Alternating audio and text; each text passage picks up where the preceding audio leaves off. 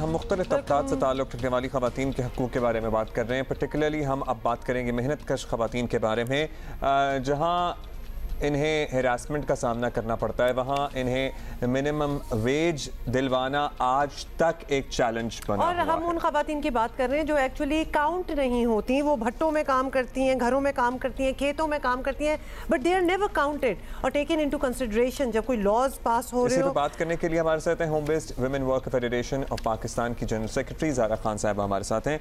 ज़ारा साहब, आप बहुत शुक्रिया, आपसे हम बात करते रहते हैं वक्तन फ़वक्तन इन मौज़ूआत पे, पर्टिकुलरली जब ख़वातीन के आलमी दिन के बारे में बात हो।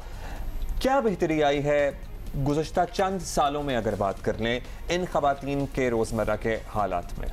ऐसा अगर ओवरऑल देखा जाए तो कोई मतलब बेनिफिट नहीं है इस तरह से, लेकिन जैसे मैं पहले भी आपको बता रही थी कि पाकिस्तान की 20 साल की हिस्ट्री उठा लें तो जितनी कामयाब स्ट्रगल्स हैं वो सारी की सारी औरतों की हैं। चाहे वो लेडी हेल्थ वर्कर्स थी कि जो अपने जब निकली तो बड़ी मजबूती से निकली, लाठी चार्ज भी हुआ, आंसू गैस भी उन पर फेंके गए, लेकिन उन्होंने अपना सर्विस स्ट्रक्चर लेकर वो वापस गए हैं।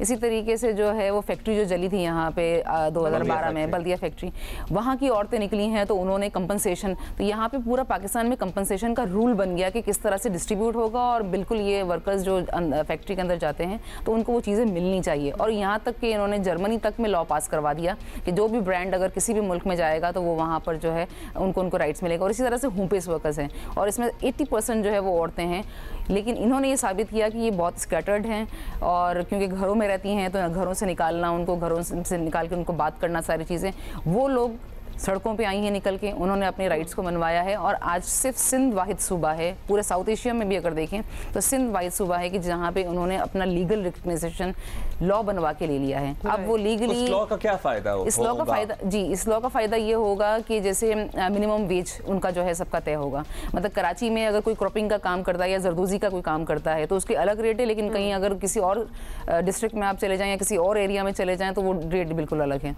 तो एक सीलिंग इनको जो है वो मिल जाएगी। पहले भी बता रही थी ये स्ट्रगल जो जिसके लिए आप स्पेयर हेड करेंगे ये सिर्फ 8 मार्च तक महदूद नहीं, बिल्कुल। तो लिहाजा ये सोचना कि 8 मार्च जी वो एक किस्म की खवातीन निकल रही हैं और कुछ कर रही हैं, आपकी स्ट्रगल तो ऑलमोस्ट ऑन रेगुलर बेसिस चल रही है। जी, रेगुलर बेसिस पे, क्योंकि बेसिकली 8 मार्च बुनियादी तौर पे ये मेहनत कश औरतों का आलमी दिन है।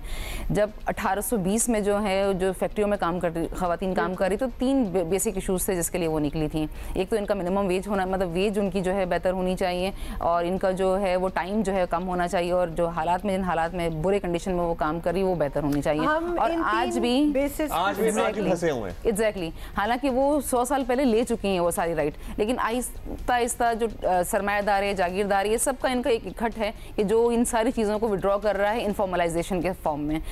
सारी जितनी भी इकोनॉमिक है हमारी वो अब इनफॉर्मलाइजेशन की तरफ जा रही है। इवन फैक्ट्री भी अब इनफॉर्मलाइज होके। बहुत शुक्रिया।